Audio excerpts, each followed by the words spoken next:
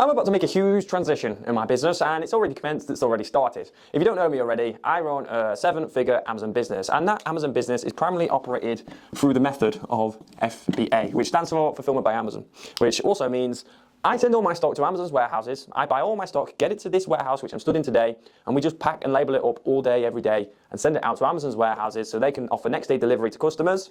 And they do provide a good service, I can't lie. But ultimately, we get the Prime badge and our customers get their products their next day. But what I am looking to transition to right now is FBM. Now, not all of my inventory. Just for reference, we sell around 30 to 40,000 units every single month. And doing all that from here, I need to double the size of my warehouse, which I currently have. And this warehouse is now pretty big, so doubling that would not be good. But out of this 30, 40,000, 20 to 30% of this, we want to transition to FBM. And I'm going to be showing you some of the reasons why. So it's honestly a huge, huge transition for us within the business. And it would be a huge transition for anybody doing the same. Now, first things first, what's good about FBA? I'm just going to touch on it for a minute because basically it has changed my life. 5 years ago, I was working a job, 9 to 5, and also 5.5 years ago, I was working in a Sainsbury's bakery, right? But now I'm stood here today, having a 7-figure business, able to live anywhere in the world, travel anywhere in the world, okay? FBA, first of all, just from what I've said there, is a huge benefit, a huge advantage, okay? Huge, honestly. I'm super, super grateful for the whole Amazon platform, not just FBA and where it's got me today, but some of the advantages, right? More technical ones is Prime. Now, I did touch on it just then, but Prime.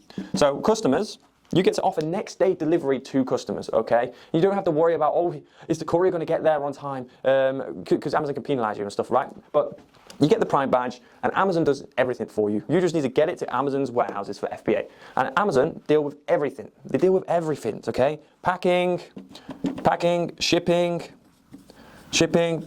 packing, pick, whatever. So they do all the picking, packing, shipping to the customer, and they also handle all the customer service as well. How much better can you get, okay? They do everything for you. It is quite scalable, and it also can be quite hands-off, okay? It can be hands-off. And what does that mean? I'm so bad. Right. I'm not going to write on the board. So it can be hands-off, which means you can do it from anywhere in the world, right? So there are many advantages of FBA, but there are also many disadvantages. And disadvantages which have been burnt on in the past, disadvantages which have lost me a lot of money, all these types of things, okay? Now, the first one is fees, right? So, like I said, they do a lot of the work for you. And that's not cheap. That's really not cheap. So they do all the customer service, picking, packing, and shipping, so they charge you for pretty much all of it. They have something called a referral fee, which is 15.3%, depending on the category, which is just to list it on the platform. They then have the FBA fee, which is whatever it may be. I'm going to be getting onto why FBM is a little bit better because of that. But they have the FBA fee, which can be okay if you sell really small and light products, but in general, it can be quite steep combined with the referral fee. They have a fee to store it there. We have our warehouse here, right, which we're paying for every single month, which is essentially our storage fees. But then we're also paying storage fees for Amazon's warehouses. So essentially we're paying double storage fees, almost, right? It's not as simple as that, but we are paying extra storage fees, okay? So that's another thing. More fees, you have fees. If you send your products here to FBA, into the Amazon warehouses, and you decide you don't want it there anymore, they'll charge you 50p a unit, 60p, 70p, £1 a unit, depending on the size and weight of the product, just to get it back to yourselves. Imagine if you have 1,000 units, it's 500 quid right there, at least at bare minimum. Other than just the fees, there are a couple of more things like transit. So transit can affect your cash flow massively, okay? So transit into Amazon, some people, so obviously we have to pack it, prep it here, which may take 1 or 2 days, 3 days to send it into Amazon, right? And then we actually have the courier pick it up, which can take another 2, 3 days, which is okay, you know, it makes about 7 days into the fulfillment centers. But it's not always like that. What about peak times? That can double to 14. So let's say you've paid for your product, you're still 14 days in, you're not even made a single penny on your products. How does that sound? Not good at all, okay? So that's one of the main things, transit time as well. And also cash, right? Cash flow, which they kind of do relate in that sense, but your cash flow is not as good when selling on the FBA fulfillment method. Now, like I said, we're about to make a whole transition and we're already doing so. It's basically a whole change in business model, which is crazy, to be honest. A whole transition into FBM, which stands for Fulfilled by Merchant, which ultimately means we're actually going to make more use of our warehouse that we have here, and we're going to be doing all the shipping and all the fulfillment from this warehouse, okay? Not for all the 30 to 40,000 units that we sell every single month. That would be crazy, right? But I want to get to around maybe 10,000 per month, which I don't know, I think that's 300 and something per day. I think it's a good goal to get to, and I think it will save us a lot of money. Now, doing this, I'll be honest, it's going to be more stress. more stress, and more hassle. Why? You want to know why? Because you're doing all the fulfillment, right? You've got to do the customer service, you've got to do all the picking and packing, make sure it's all on time, make sure the customer gets the item which they actually asked for, make sure it's actually on time, all of these types of things which can be extremely stressful and something which we don't have to worry about right now. We don't have to worry about this a single bit, really, at all. So you may be asking, Adam, why are you going to take on more stress? Why are you going to take on more hassle, okay, when you're making pretty damn good money right now doing the FBA fulfillment method? And let me get into it and show you. So, first of all, let's take something which is 1 kg, right? 1 kilogram. Amazon on FBA will be, let's say, £3.05, because we have a lot of 1 kilogram products, and about £3.05 for the fulfillment fee, just for them to send it, right? Not the referral fee or anything like this, okay? However, if you play your cards right, well, for us to play our cards right at our level, yeah, we can get a fulfilled by merchant fee, so working with some of the couriers, like maybe Every, Royal Mail and things like this, we can get a fee from the couriers for a 1 kilogram parcel, okay, for £2.50. £2.50. That's a 55 pence saving per unit, per parcel. And when you're doing the volumes that we're doing, let's say 30,000 a month, obviously that's a lot of money, but we're not going to be shipping that much. But just 10,000, right? 10,000 times 0.55 per month equals a 5.5k saving every single month, which is crazy, okay? Now, don't get me wrong, you do have to think this is going to add more stress, more hassle, more employee, staff work and things like this. May require a full-time customer service member and things like this. So let's maybe minus, and it's not just that, we're also going to have to start using maybe boxes per unit. So it may only be like 30p per unit savings, but let's say after everything it just saves 2k, yeah?